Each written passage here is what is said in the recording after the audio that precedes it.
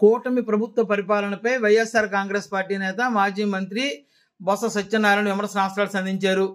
Medical కాలేజీలను Chandrababu సర్కారు private పరం చేయడం దుర్మార్గమని ఆయన మండిపడ్డారు. వైఎస్ జగన్ హయాంలో కోవిడ్ సమయంలో కూడా రాష్ట్రంలో అభివృద్ధి కార్యక్రమాలు జరిగాయని అన్నారు. మెడికల్ సీట్లు వద్దని కేంద్రానికి చంద్రబాబు లేఖ రాయడం దురదృష్టకరం అంటూ బొత్స దుయ్యబట్టారు.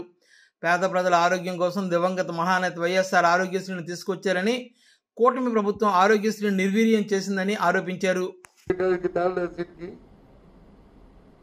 విజయనగరంలోనే నిమ్స్ ఉంది మహారాష్ట్ర, దానికి తేడా లేదా చెప్పండి.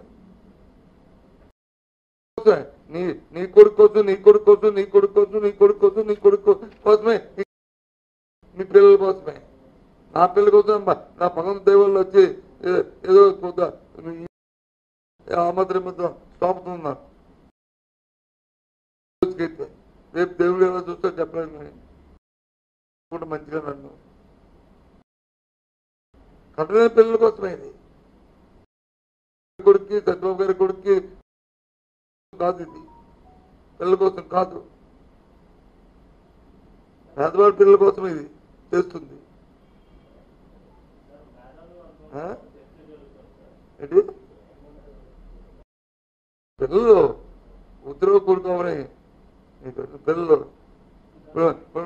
నాకు ఇద్దరు పిల్లలు ఉన్నారు, ఇద్దరు డాక్టర్లే.